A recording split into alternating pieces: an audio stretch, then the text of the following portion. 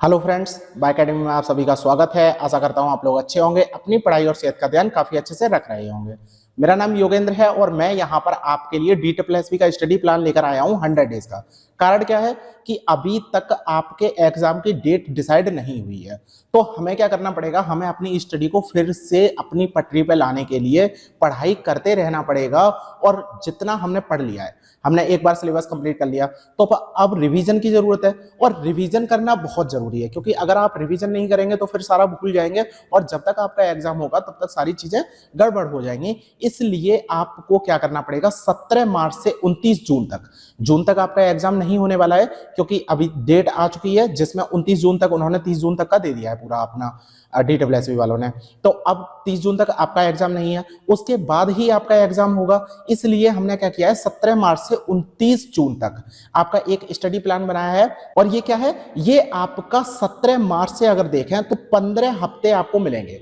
15 week का आपका study plan है। तो इसे हम किस तरीके से डिवाइड करेंगे, क्या क्या पढ़ेंगे, पार्ट ए और पार्ट बी को साथ में लेके चलना है, और कितना कितना पढ़े हम कि आपका कवर हो जाए, ये हमें करना है। तो सबसे पहले तो हम देखेंगे कि अपने सिलेबस में क्या क्या आता है। जैसे जनरल अवेयरनेस, जीएस आपको मिलेगी, रीजनिंग मिलेगी, मैथ्स मिलेगा, हिंदी और इंग्लिश मिलेगी 20-20 नंबर के, ठीक है। 20-20 क्वेश्चन आते हैं। और उसके बाद सब्जेक्ट के क्वेश्चन आते हैं। 100 क्वेश्चन आपके होंगे सब्जेक्ट के, जिसमें टीचिंग मेथोडोलॉजी भी होगी। आपको 10 नंबर की, 90 नंबर का आपका SST का पोर्शन होगा। तो ये आपको पढ़ना है। अब इसके जो सिलेबस है उसका वेटेज क्या है, उसके अकॉर्डिंग हम थोड़ा सा अपना डिसाइड करेंगे कि क्या है। तो पहले मैं वेटेज बता देता हूं, फिर मैं बताऊंगा कि पढ़ना क्या क्या है। जैसे अगर आप हिस्ट्री देखें तो हिस्ट्री में आपको 30 क्वेश्चंस देखने को मिलेंगे, 29, 31 ये भी हो सकता है, तो 2 क्वेश्चन आगे पीछे लेके चलिए, ठीक है। ज्योग्राफी में आपको लगभग 25 क्वेश्चन देखने को मिलते हैं, पॉलिटी में 20 क्वेश्चन देखने को मिलेंगे, और इकोनॉमिक्स में सबसे कम देखने को मिलेंगे 15 क्वेश्चन।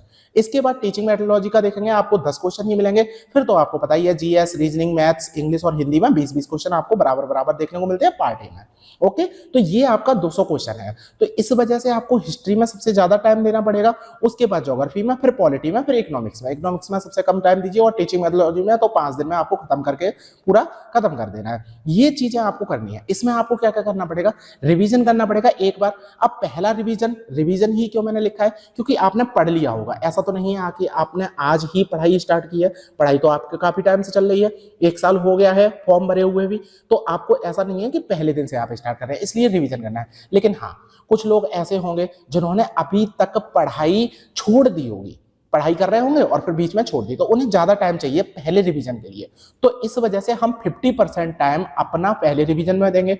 उसके बाद आपका 30% टाइम आपको सेकंड रिवीजन मिलेगा, और 20% टाइम आपको मिलेगा थर्ड रिवीजन में। यही मान के चलिए कि 50 दिन, 30 दिन और 20 दिन इस तरीके से करेंगे। अगर हफ्तों में बांटने की बात करें तो हफ्तों में हम किस तरीके से बांटेंगे, अगर हमारे पास 15 हफ्ते हैं तो 15 में से क्या करेंगे हम, अगर 8 वीक हम पहले टॉपिक को दे दें, उसके बाद 4 वीक दे दें यहाँ पर, और 3 वीक दे दें यहाँ पर। ये हम कुछ इस तरीके से डिसाइड करेंगे। ओके, तो कोई दिक्कत नहीं है ना, ये हम करने वाले हैं। अब पढ़ेंगे क्या क्या हम इसमें, तो ये चीज मैं आपको पहले ही बता चुका हूं। जैसे मैंने बताया था कि पॉलिटी में आपको क्या पढ़ना है, 9, 10 और 11th की एनसीईआरटी पढ़नी है, इससे ज्यादा कुछ भी नहीं पढ़ना है। 11th क्लास की एनसीईआरटी में भी कॉन्स्टिट्यूशन वाली पढ़नी है आपको, वो नहीं पढ़नी है जैसे संघवाद आपको लिखा हुआ है, ये सब चीजें नहीं पढ़नी है, कॉन्स्टिट्यूशन वाली पढ़नी है, जिसमें आपका पार्लियामेंट होगा, जुडिशरी होगी, तो ये वाले टॉपिक है, ये आपको पढ़ने हैं, ठीक है। फंडामेंटल राइट, ये तो मैं आपको पूरा पढ़ा ही चुका हूं। तो पॉलिटी तो लगभग मैंने पूरी करा ही दी है, तो आपको कहीं और नहीं जाना है। इकोनॉमिक्स में 9th की भी मैं पूरी कंप्लीट करा चुका हूं, 10th की रह गई है, जो 10th की जब तक आप इकोनॉमिक्स में आएंगे तब तक वो भी मैं कंप्लीट करा दूंगा। तो इकोनॉमिक्स में भी नहीं डरना है। डरना कहाँ है आपको, हिस्ट्री में। क्यों, क्योंकि हिस्ट्री का सिलेबस इतना वास्ट है, सबसे ज्यादा नंबर वो गेन करेगा। तो इसमें मैं क्या करूंगा, आपको PYQs कराऊंगा, ठीक है। PYQs आपको कराऊंगा, और इतने अच्छी तरीके से कराऊंगा कि आपका पूरा सिलेबस कवर हो जाए PYQs में भी। और ज्योग्राफी का तो मैं PYQs करा ही रहा हूं, लेकिन ज्योग्राफी की कुछ थ्योरी की क्लासेस भी लेके आऊंगा, छोटे छोटे टॉपिक की मैं लेके आऊंगा। जैसे 10-10 मिनट की एक वीडियो हुआ करेगी आपको, ठीक है। तो वो वीडियो आपको मिलती रहेगी, जिससे आपके छोटे छोटे टॉपिक कवर हो जाएंगे, क्योंकि कॉन्सेप्चुअल होता है और दिक्कत आती है। तो इसमें आपको 9th 10th की भी पढ़नी है। क्यों पढ़नी है, क्योंकि मैंने बहुत सारे बच्चों का देखा जिसमें आपके बेसिक क्वेश्चंस भी गलत हो रहे हैं। तो बेसिक क्वेश्चन गलत नहीं होने चाहिए, इसकी वजह से आपको आपको 9th और 10th पढ़नी है, वैसे तो 11th और 12th से भी काम चल जाएगा। ये सारी चीजें मैं पहले भी बता चुका हूं आपको डिस्कशन में, जब मैंने आपको सिलेबस डिस्कस किया था, ठीक है, फिर से मैं बता दे रहा हूं। तो इतना हमें कवर करना है। उसके बाद हमें क्या करना है, DSSP के प्रीवियस ईयर पेपर सारे देखने हैं और 10 सेट, लगभग हम 3 सेट हम अभी लगा चुके हैं, 7 सेट और लगाएंगे हम, तो 10 तो हम लगाएंगे 100 क्वेश्चंस के SST वाले, ठीक है, कोई दिक्कत नहीं आ रही है। 3 पेपर हम कर चुके हैं और क्या हो रहा है कि इसके जो आंसर्स हैं वो थोड़े से गड़बड़ कर रहे हैं। मैं जब भी आंसर की देता हूं तो आंसर की भी थोड़ा आगे पीछे हो जाता है, जिसकी वजह से आंसर्स गड़बड़ हो जाते हैं। तो मैं क्या करूंगा कि इनकी भी एनालिसिस वीडियो भी लेके आऊंगा। कुछ बच्चों का क्या हो रहा है कि वो पेपर दे रहे हैं, पेपर देने के बाद उन्हें समझ में नहीं आ रहा है कि हमारे क्वेश्चंस कट रहे हैं, वो क्यों कट रहे हैं। उसका कारण है एनालिसिस आप ढंग से नहीं कर रहे हैं, और आगे जब पेपर आता है तो उसमें भी गड़बड़ कर देते हैं। तो मैं एनालिसिस करता हूं, पूरा पेपर जो तीसरा पेपर है उसका एनालिसिस करूंगा। कल से आपको उसकी वीडियो मिलना शुरू हो जाएगी। लगभग 20-25 क्वेश्चन, 25 क्वेश्चन करके हम करेंगे एक वीडियो में, 25 क्वेश्चन, 4 वीडियो में हम अपना पूरा एनालिसिस कर लेंगे। ओके, तो ये हम करने वाले हैं। इतना तो आपको समझ में आ गया। अब बात क्या करते हैं, हम इसकी ही करते हैं कि हमें इसमें टाइम मैनेज किस तरीके से करना है। बाकी का जो हिस्ट्री है, हिस्ट्री से हम शुरुआत करेंगे, तो मैं बताऊंगा कि हिस्ट्री में क्या क्या आपको पढ़ना है। उसके बाद ज्योग्राफी जब स्टार्ट करेंगे तब ज्योग्राफी की बता दूंगा, पॉलिटी इकोनॉमिक्स की, इस तरीके से बताऊंगा, ठीक है। तो अगर हम हिस्ट्री स्टार्ट करेंगे, अभी मैं केवल SST की बात कर रहा हूं, पार्ट बी की दोबारा बात करूंगा, ठीक है। हिस्ट्री में जैसे 30 क्वेश्चन है, तो 30 क्वेश्चन को हम किस तरीके से डिवाइड करेंगे, 30 क्वेश्चन को हमने कर दिया 15 दिन। ओके, 15 दिन कर लिया। यहां पर हम इसे देंगे 13 दिन, क्योंकि 25 दिन है। उसके बाद इसे हम 10 दिन देंगे, इसे 8 दिन देंगे और इसे केवल 5 दिन देंगे। अब इसे अगर हम जोड़ें तो ये लगभग आपको 51 डेज का बन जाएगा। ये हमें करना है कंप्लीट। उसके बाद फिर अगले रिवीजन में हम क्या करेंगे, इसे 7 दिन दे देंगे, इसे 6 ही दिन देंगे, इसे 5 दिन दे देंगे, इसे 4 दिन देंगे, इसे 3 दिन देंगे, ठीक है। तो इस तरीके से उसके बाद और थोड़ा सा कम कर देंगे, फिर वही जैसे 7 दिन 6 दिन जो भी आपको लगे कि जैसे कम ज्यादा करना है वो अपने अकॉर्डिंग करिए, लेकिन एक आप बना के रखिए। जैसे 15 दिन मैंने सोच लिया कि हिस्ट्री 15 दिन में मुझे कवर करनी है। अब ऐसा भी हो सकता है कि आप 15 दिन का 13 दिन में भी कवर कर लें, और ऐसा भी हो सकता है 15 दिन का 17 दिन में कवर करें। तो इतना चल जाएगा, 2 दिन का आगे पीछे चल जाएगा, लेकिन ये नहीं कि 10 दिन का आगे पीछे चल जाए, तो 10 दिन का नहीं चलेगा, ठीक है। 15 दिन तक आप रखेंगे। 15 दिन हमने सोच लिया कि हिस्ट्री कंप्लीट करनी है। क्या क्या करना है वो मैं अभी बताता हूं, ठीक है। उसके बाद GS है, 20 नंबर की आएगी, तो इसे हम 10-10 दिन में ही बांटेंगे। 10-10 दिन में हमें करना क्या क्या है, 10-10 दिन में हमें इस तरीके से करना है। देखिए, एक तो हम कर सकते हैं कि 10-10 दिन में बांटे, ठीक है। दूसरा हम क्या कर सकते हैं कि इन सबको एक साथ लेके चलें। किस तरीके से एक साथ लेके चल सकते हैं, जैसे मैं आपको एक PDF प्रोवाइड कराई है, अभी ही थोड़ी देर पहले मैंने PDF डाली है, और वो PDF में 41 पेपर है, ठीक है। तो 41 पेपर है, डेली एक पेपर सॉल्व करना शुरू करिए। डेली एक पेपर करिए, 100 क्वेश्चन आप सॉल्व करिए, और उससे आपके 20-20 क्वेश्चन आपके हर पेपर के हो जाएंगे। और उनका एनालिसिस करना है ढंग से करना है। ये नहीं कि एक बार क्वेश्चन आ गया और उस तरीके का अगर दूसरा क्वेश्चन आया तो वो क्वेश्चन आपका गलत हो जाए, ये नहीं होना चाहिए, ठीक है। तो उस तरीके से आप करिए। ये अगर आप कर लिए तो फिर आपका पार्ट ए अच्छी तरीके से कंप्लीट हो जाएगा। और पार्ट ए के लिए आप पीजीटी का और टीजीटी के और उसके साथ साथ नॉन टीचिंग के क्वेश्चन हैं वो भी आपको सॉल्व करने हैं। अब 41 क्वेश्चन हैं, ये जितने पुराने हैं वो भी, उसके साथ साथ मैं 20 पेपर आपको और भेजूंगा जो आपके अभी हुए हैं 2024 में और 2025 में जो होने वाले हैं, वो सारे पेपर आपको भेजूंगा पार्ट ए के। तो वो पार्ट ए आपका अच्छे तरीके से कंप्लीट हो जाएगा। समझ में आया कि पार्ट ए में आपको क्या करना है, या तो आप 10-10 दिन में डिवाइड कर लीजिए, और आपको PDF आपको इस तरीके की भी मिल जाएंगी कि GS के क्वेश्चन सारे अलग हैं, रीजनिंग के अलग हैं, मैथ्स के अलग हैं, हिंदी और इंग्लिश 5 PDF आपको मिल जाएंगी। दूसरा एक PDF ही मैंने भेजी है जिसमें आपको 41 पेपर मिलेगा, तो वो पेपर आप एक दिन में एक पेपर सॉल्व करिए। समझ में आया कि पार्ट ए को किस तरीके से करना है, ठीक है। अब पार्ट बी पे फिर से वापस चलें। पार्ट बी पे हमें स्टार्ट करनी है हिस्ट्री, ठीक है। तो हिस्ट्री आप लिखते जाइए, बाकी का तो मैं PDF भी भेज दूंगा, ये तो PDF में भी मैं अच्छे से लिखूंगा जिससे दिक्कत नहीं आएगी। हिस्ट्री अगर हम लेके चलें तो हिस्ट्री को हमने 15 दिन दिए, 15 दिन अगर हमने दिए हैं तो इसमें हमारा कितने तारीख से हो जाएगा, अगर 17 मार्च से अगर हम लेके चलें तो 17 मार्च से 30 मार्च तक आपको कंप्लीट करना है, पूरा हिस्ट्री कंप्लीट करना है 17 मार्च से 30 मार्च तक। अब करना किस तरीके से है, तो पूरा सिलेबस मैंने दिखाला है, और इस सिलेबस का टॉपिक वाइज मैं बताऊंगा कि कहां पर आपको क्या क्या मिलेगा। क्या दिक्कत हो रही है कि आपको पेपर तो सब समझ में आ रहा है, आपको सिलेबस समझ में आ रहा है, लेकिन ये नहीं समझ में आ रहा कि कौन सी चीज किस किस जगह पर है। तो अब मैं टॉपिक वाइज आपको बताऊंगा। पहले भी मैं वैसे जब मैंने बताया था हिस्ट्री का सिलेबस डिस्कशन किया था तब मैंने ये चीजें बताई थी आपको, लेकिन फिर भी मैं दोबारा बताता हूं। जैसे पहला टॉपिक है, आपको पहला टॉपिक आपको कहां से करना है। अब इसके लिए हम क्या क्या करेंगे, हम पढ़ रहे हैं एनसीईआरटी और इग्नू।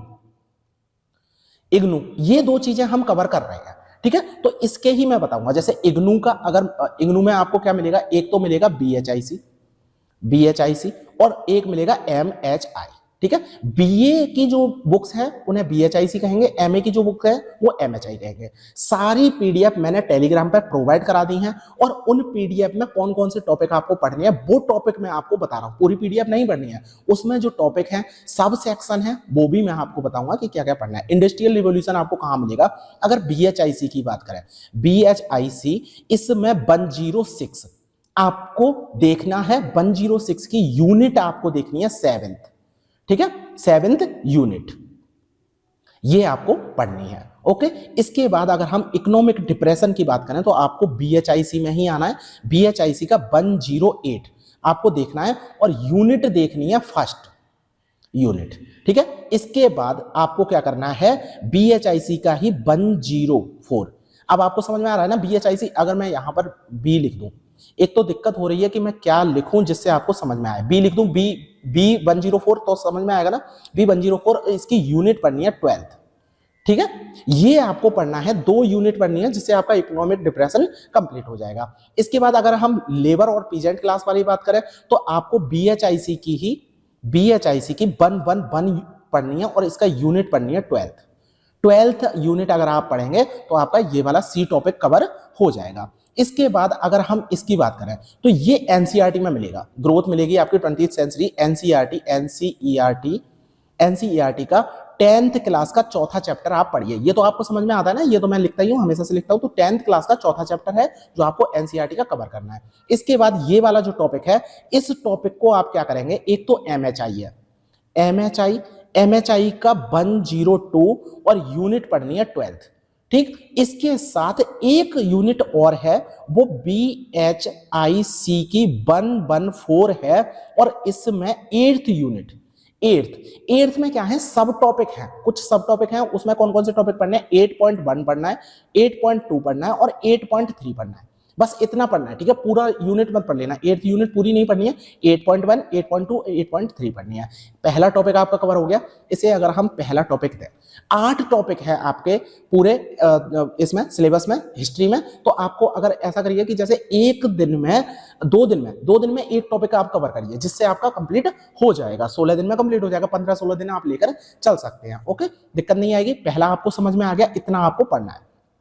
अगला अगर टॉपिक देखें तो फ्रेंच रेवोल्यूशन है। फ्रेंच रेवोल्यूशन में आपको क्या पढ़ना है, एक तो एनसीईआरटी आपको देखनी है 9th क्लास की। और कौन सा चैप्टर, चैप्टर 1 आपको कंप्लीट करना है। इसके बाद अगर हम इग्नू की बात करें तो इग्नू में बीएचआईसी की 111 की 2 यूनिट आपको पढ़नी है, यूनिट 2nd प्लस 3rd, ठीक है। ये 2 यूनिट आपको कवर करनी है। उसके बाद बीएचआईसी की ही एमएचआई की एक यूनिट है 102 की 3rd यूनिट।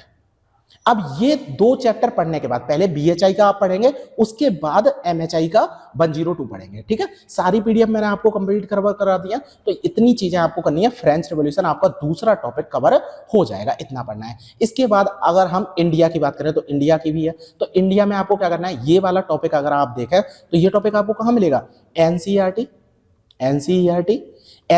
का आपका 8th क्लास का 5वां चैप्टर, ठीक है। उसके बाद एनसीईआरटी का ही 12th सी का अगर 10th चैप्टर देखें। अब 10th चैप्टर तो है नहीं, पहला, दूसरा, तीसरा, चौथा, यही 4 चैप्टर है ना। लेकिन क्या है कि 8 चैप्टर आपके एंशिएंट और मिडिवल के हैं, मॉडर्न का 9, 10, 11, 12 है। तो 10th चैप्टर आपको पढ़ना है। नई एनसीईआरटी की मैं बात कर रहा हूं, 10th चैप्टर पढ़ेंगे आप, ठीक है। इसके बाद अगर हम इंडियन फ्रीडम स्ट्रगल की बात करें तो ये भी एनसीईआरटी का कौन सा पढ़ना है आपको, 8.8 पढ़ना है, 8वां चैप्टर पढ़ना है। और 12th का, वही 12th सी का जो मैं बता रहा हूं, 12th का 11th चैप्टर पढ़ना है। ओके, तो 12th का 11th चैप्टर पढ़ना है, ये आपको कवर करना है। इसके बाद आप इग्नू में क्या पढ़ेंगे, इग्नू में रेफरेंस की तरह लेंगे, ठीक है। बीएचआईसी की आखिर 113 कंप्लीट देखनी है। उसके बाद MHI का आपका 109। ये आपके इंडिया के बारे में ही है, दोनों ही इग्नू की बुक है जो आपको इंडिया के बारे में बताएंगे। तो इसमें जो सिलेक्टेड टॉपिक है वो आपको पढ़ने हैं क्या, जैसे इंडियन फ्रीडम स्ट्रगल पढ़ना है, ठीक है, और इंडियन नेशनल मूवमेंट आपने स्टार्ट किया, ठीक है, उसके बाद आपने और भी मूवमेंट है, जितने भी रिवोल्ट आपने देखना शुरू किया 1857 का, तो पहले आपने एनसीईआरटी पढ़ ली, उसके बाद आपने बीएचआईसी खोली और उसमें 1857 का जो मूवमेंट है वो आपने पढ़ लिया। उसके बाद उसमें महिलाओं की भूमिका, किसानों की भूमिका और सैनिकों की भूमिका, ये चीजें हैं, ये सारी चीजें आपने कहां से देख ली, इग्नू से देख ली। तो ये आपके कवर हो जाएंगे। ये कौन सा टॉपिक है, तीसरा टॉपिक है, ये चौथा टॉपिक है। इसे आप 4 दिन में कंप्लीट करिए, इतना हो जाएगा। उसके बाद आपको ये है आपका 5वां टॉपिक, ये आपका 6वां टॉपिक। ये दोनों आपको एक साथ पढ़ने हैं क्योंकि रशियन रिवॉल्यूशन और सोशलिज्म का उदय यहीं आपको मिलता है। इसमें आपको क्या करना है, इसमें आपको अगर एनसीईआरटी देखें तो एनसीईआरटी आपको पढ़नी है 9th क्लास का दूसरा चैप्टर, ठीक है। उसके बाद अगर इग्नू की बात करें तो इग्नू में आपको रशियन रिवॉल्यूशन